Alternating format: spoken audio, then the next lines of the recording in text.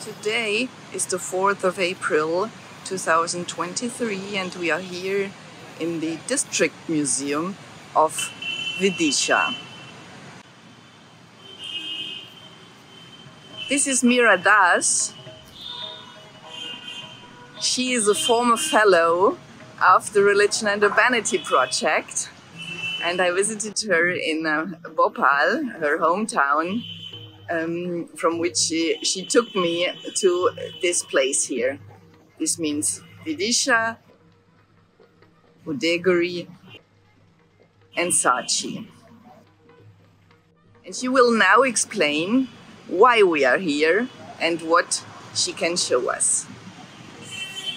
So, Dr. Dass, please tell us what we can see here, these ancient pillars. So one of the early manifestations, sculptural remains we find in Vidisha. And as you can see here, this is one of the early pillars which are kept here. The pillars have, most of them kind of gone, disappeared, although we get the capital. The capital, I'll just explain two things. This is called a Vedika railing. And if you see on the top, you have the bead and reel motif. And above that, you find a lotus. Actually, this entire thing has been placed upside down. So the lotus should have come below, then the Vedika railing, and then this is called Stupi, and there must have been another capital on the top. So an ancient one. This is the most famous and most ancient element and statue of this museum. This is the so-called Yaksha. And Meera Dass will now explain to us who he is. So this one is Kuber Yaksha. Kuber was the god of wealth. And what he holds in his hand is a bag of coin. And you can just see that he is some kind of a merchant. The merchants used to worship him.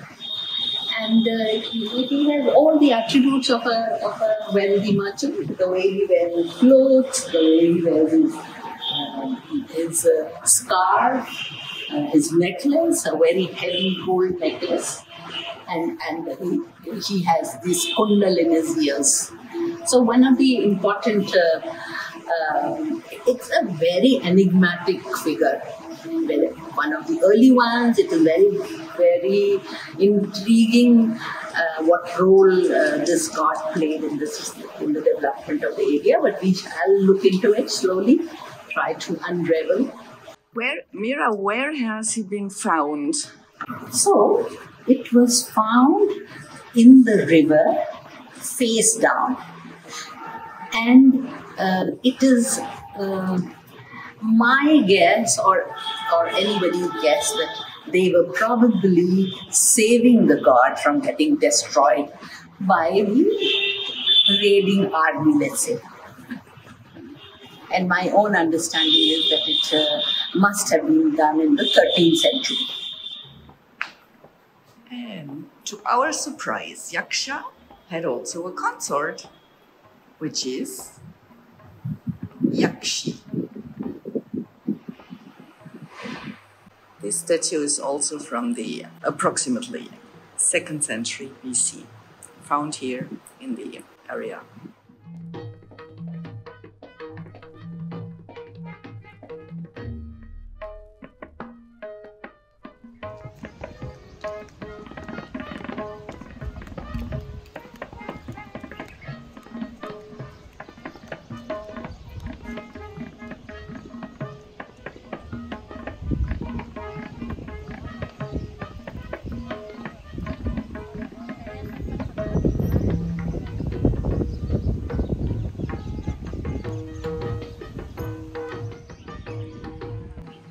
We are now here on a field called Kambaba. This is one of the Heliodorus pillars. What this pillar has to do with the whole area, what it has to do with religion, what it has also to do with the emergence of settlements and cities, can be explained by Meera now, please. Here's a pillar called Heliodorus pillar. And why it is called Heliodorus is because Heliodorus, an envoy of the Greek ambassador Taxila called Antiochus. So he was sent here, and he calls himself, Heliodorus calls himself a Bhagavata, and he venerates Vasudev. He says, Dev Dev Vasudev, and I come here and I dedicate this pillar. So he also mentions the kingdom in which he came. He says, I come here in the 14th year of the reign of Bhagabhadra, and I dedicate this pillar as a flag, a dwaja of Vasudev, of Vasudev, the Garuda Dwaja of Vasudev.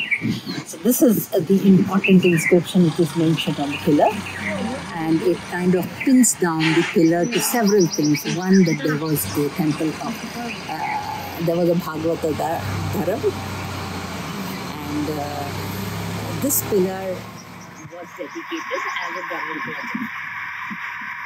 So this dwaja is important for several reasons. One, that it has an association with Taxila, which is in Afghanistan.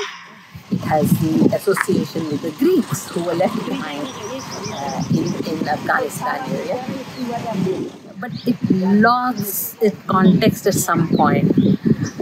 And people were a little, it started getting worshipped as a pillar saint. It is known as Khamba. Khamba is pillar and Baba is a saint. So, and this was a place of rituals. So there you find a whole lot of rituals taking place. Probably on moonless night there was this exorcism taking place here, remains of which you can see in that tree. And after 400 years, when they removed the various layers from the pillar, they discovered the inscription, and it came as a new chapter in Indian history after the discovery of this. Now, Vasudev, not very far from here, just about 3 kilometers away, we have a whole center of Vishnu. When did Vasudev become Vishnu? When did Vishnu, and across the river you find Krishna, sculptures of Krishna. So when did Vasudev become Vishnu, and when does Vishnu become Krishna is something that we can see in iconography at the same place here, which to my mind is an extremely important part of this entire thing, entire iconography. This is important. And these festoons. So the pillar is 8-sided, then 16-sided, then 32-sided, and then circular.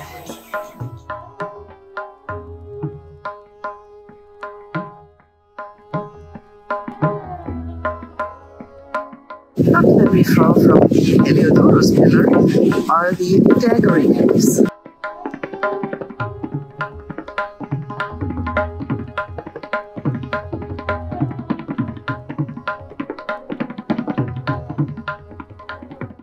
This is cave number 19. Number has been given by Cunningham while he was discovering all these caves here. And this place is not far away from the ancient town of deGry. But the site here, as you can see, is also full of rocks. And on these rocks you find, on the one hand, inscriptions, which you do still not know what they could mean. And there is this cave and pillars. There must have been more pillars, as these two here, but at least one has been taken away. Let us try to have a look into the cave. At that time, we had so-called cave temples, and they are now behind. door, which, of course, protects them.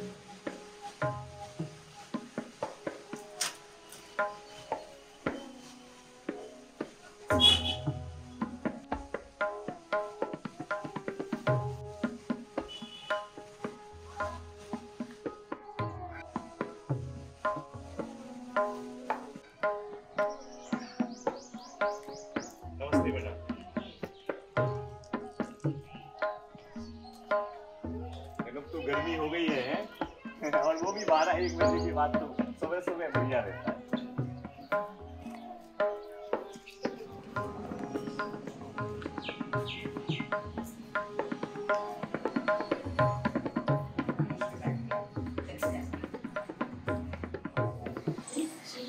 So the story is that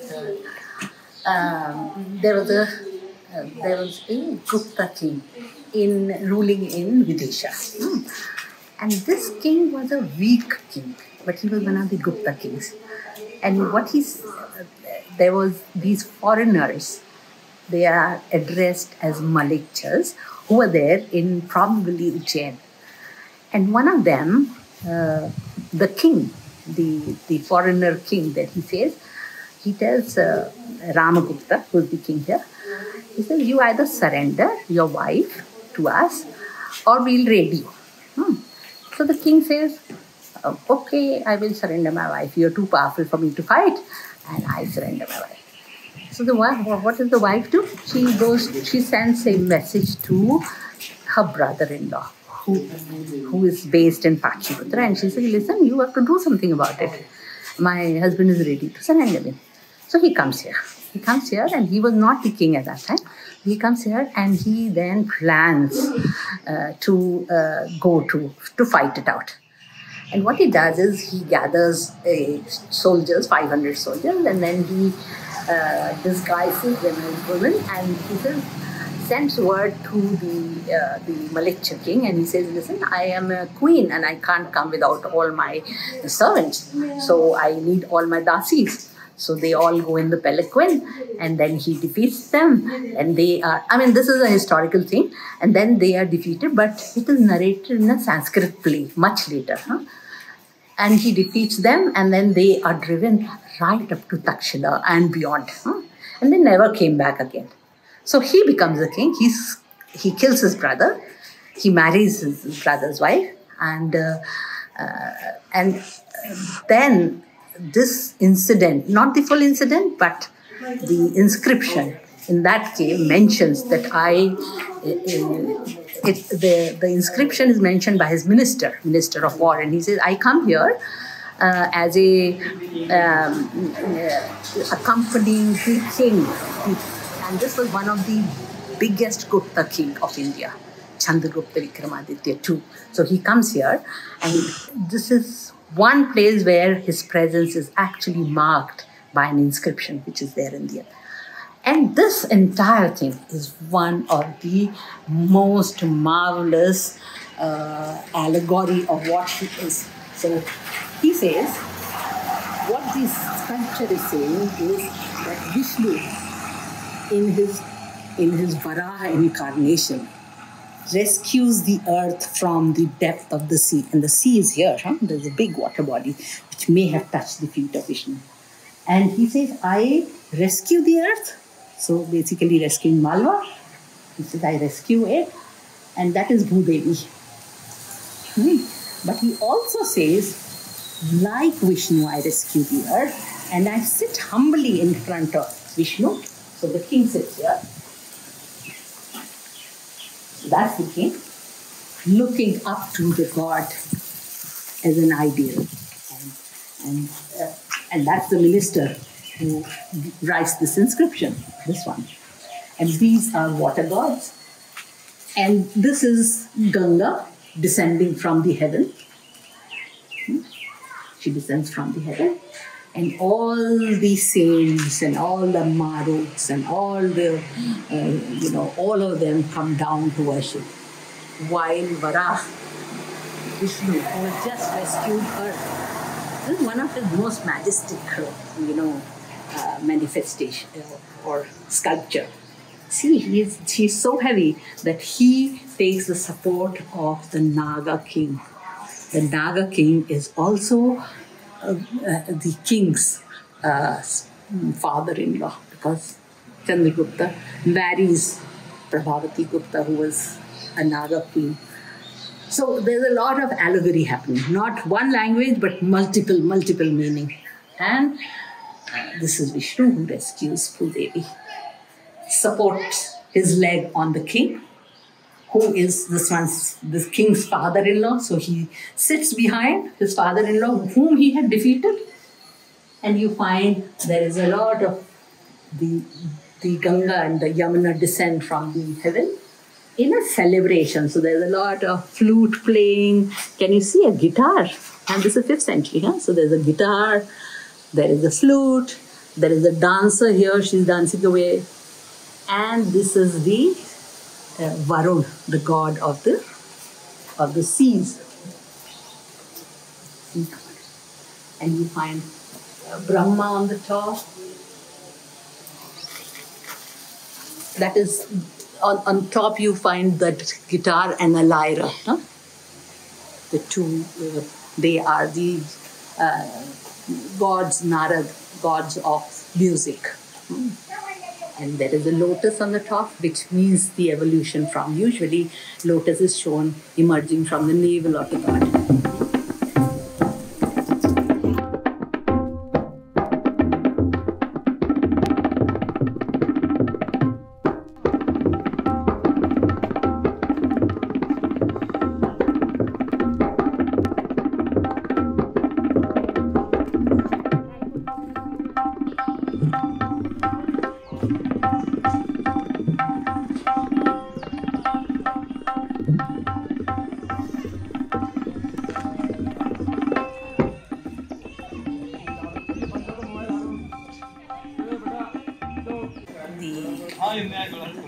The coming about of this sacred model of sepulchral architecture is because Ashoka is known to have gone to 8 sites where there were relics kept.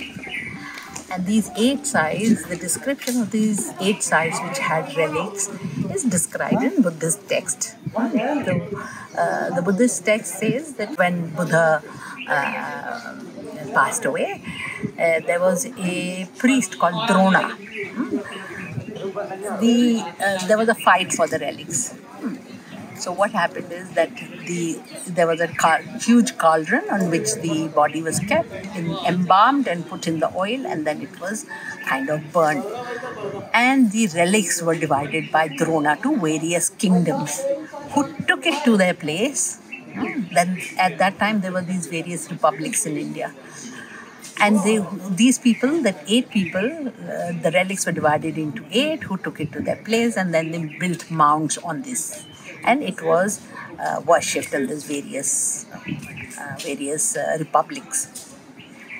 Then when Ashoka came after a few centuries. When he came and when he became a Buddhist, so he went to these 8 stupas and he opens these stupas and he says, I will take these stupas and I will take the relics and divide them into 84,000 relics across the country. So the story is narrated in the second architrave. So you find on the right-hand side Ashoka and his family coming, his wives coming, and there is a stupa in the center. We are here at the South Gate. Can you tell us a bit more about this place and the significance?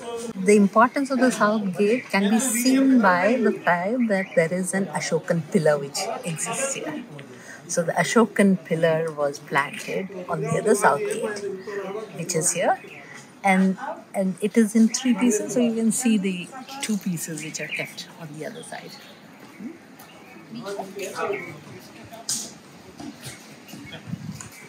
They were brought, part of the shaft was brought from the village.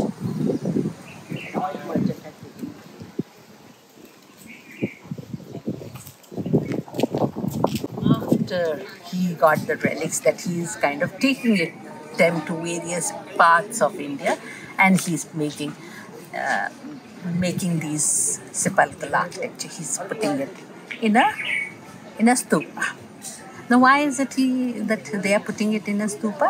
Because Ananda, who is the disciple of Buddha, everybody asks him, Ananda, what does Buddha say about what are we supposed to do with his body after he's passed away? So Ananda says that the Tathagata says that you should take me to outside the city at a crossing and treat my body like you treat a Chakravartin. Chakravartin is the great warrior. The kings were called Chakravartins. And he then, so it appears that this is just outside the city of Besnagar. And the path may have gone this way. There's a possibility. But also the fact that there was already a community which believed in Buddhism when Ashoka came here. And so there is a possibility that the hill was already sacred when Ashoka came. But that's only in the realm of possibilities. So anyway, he came here, he gathered the people, he told the people to bring 1 brick each or 2 bricks. He collected a lot of bricks where the plinth was laid, and this stupa was made where the relics were kept inside. The relics have not been found till now. So there are 2 reasons for that. Maybe the relics are still there inside. And the second is maybe there were no relics inside. So we don't know, because Cunningham could not find it. Even later on, the south side of the stupa was breached to kind of searching for the relics. But the fact is that the relics may have been later. Later understanding tells us that there is this gallery on the top, and if you see the shaft coming from the top, so the relics were kept in reliquaries. So there were these reliquaries, and the relics were kept in a stone casket. One part of it you can see there. Can you see that stone casket? And then this shaft was kind of embedded in that. And then it went, it's almost the same concept as the coming out from the navel and to the sky.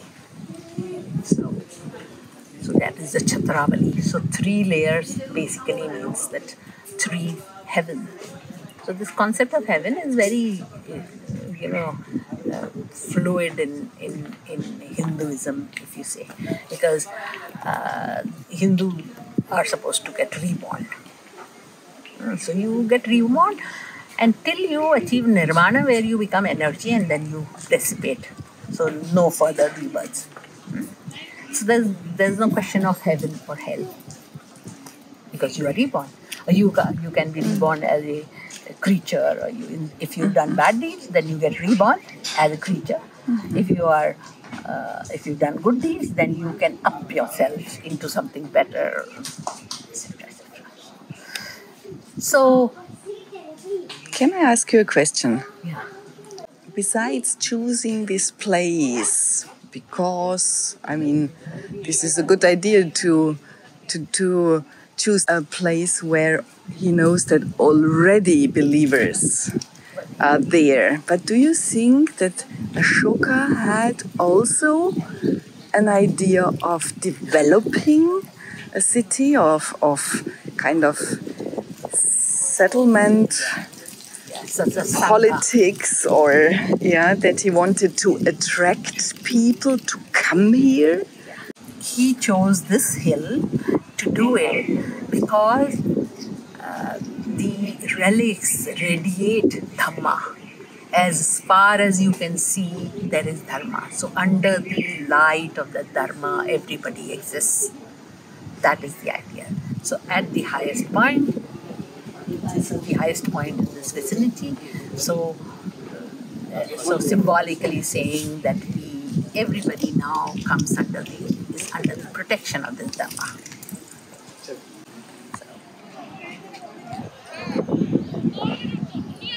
And Buddha is represented by a tree.